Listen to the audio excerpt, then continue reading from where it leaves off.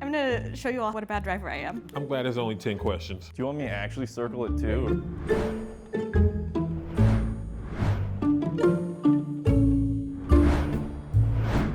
I've just been given a driver's ed test. We'll see. First question. When driving at speeds under 30 miles per hour, Keep a minimum following distance of A, 1 second, B, 2 seconds. C, 3 seconds. Or 4 seconds. oh, fucking no. you're probably good with 2 seconds. The rule of thumb is give yourself 1 second per 10 miles per hour. I'm gonna pick C. Remember, 1 second per 10, so that would be 3 seconds. 3 seconds? That is what I do. I'm gonna have to say C, 3 seconds. I'm gonna say 3 seconds, whatever.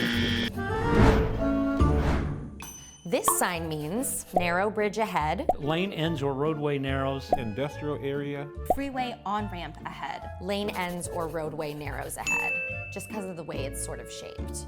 I'm not sure now, so I'm gonna go with B.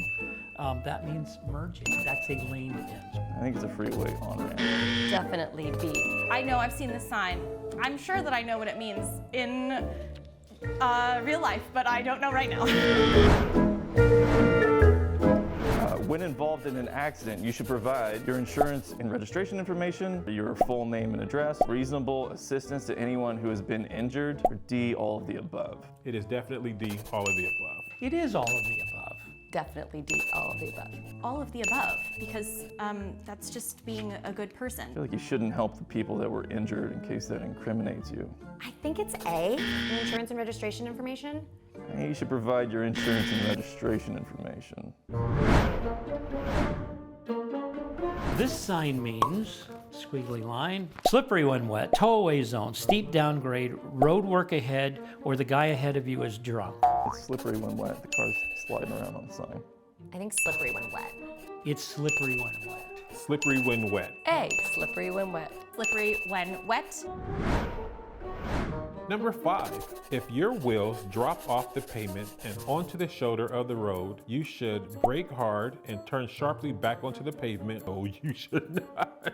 B, stop your car on the edge of the road. C, slow down and very carefully turn back onto the pavement. D, maintain your speed and turn sharply back onto the pavement. Definitely not brake hard. Does it really matter what you do here? Slow down. You want to slow down and carefully turn back onto the pavement. Absolutely slow down and easily get back on the pavement. Okay, so I'm gonna go C with this one. C, slow down. Because I've had this happen to me and I've tried all these options, the best one was slow down and very carefully turn back onto the pavement. Because when I hit it hard, I ended up spinning out, which was crazy. It looked cool, but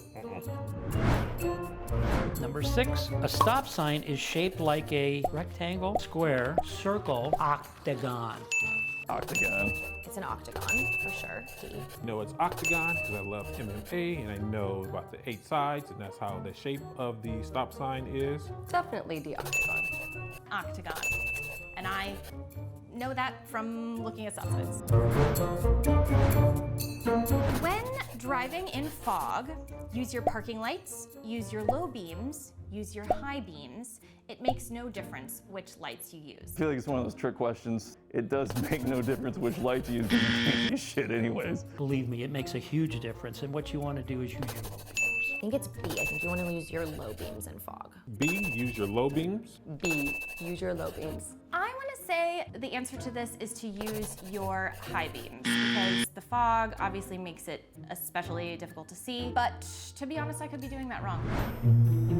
Number 8, if you miss your exit on an interstate expressway, A, stop and make a U-turn. B, get off at the next exit and come back to the exit you missed. C, roll down your window and ask the driver next to you for help. D, back up on the highway. I'm sorry, don't back up on the highway. That's a really terrible, I mean, don't do any of this except for get off at the next exit. You get off on the next exit. B. Get off the next exit. Get off at the next exit. Well, this seems pretty obvious. I'm gonna choose B, get off at the next exit. There's only one acceptable answer, but I've seen people do all of these in some of the funniest videos. B, get off at the next exit and come back to the exit you missed. Don't follow other cars too closely because A, you may not see the road between the cars. B, you may not have time to stop if the vehicle in front of you slows or stops suddenly. C, you may not see the vehicle's turn signals. D, you may not see the other vehicle's brake lights. Yeah, you shouldn't follow too closely because you may not have time to stop. Okay, B, because you won't have time to stop it. I'm going to say B is more true. I'm going to go with B. B, you may not have time to stop. You may not have time to stop if the vehicle in front of you slows or stops suddenly because that could cause an accident, and you don't want to do that. If one of your brake tires blows out as you are driving, you should brake hard immediately. Try to steer straight while gradually slowing by removing your foot from the gas pedal. Maintain your current speed and steer straight. Swerve back and forth to alert traffic behind you. I think you're supposed to swerve back and forth to alert traffic behind you. I've seen cars doing that before. You try and steer straight while gradually slowing down and remove your foot off the gas pedal. That would be the smart thing to do. Do B. Again, because this happened to me because I drove a lot of crappy cars and had a lot of bad tires. Steer straight while gradually slowing by removing your foot from the gas pedal. If one of your tires blows, definitely B. Try to steer straight and gradually slow down.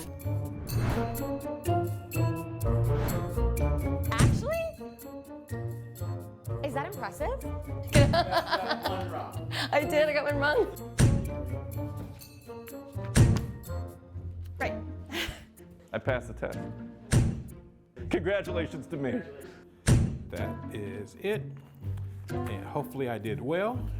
This was challenging but fun.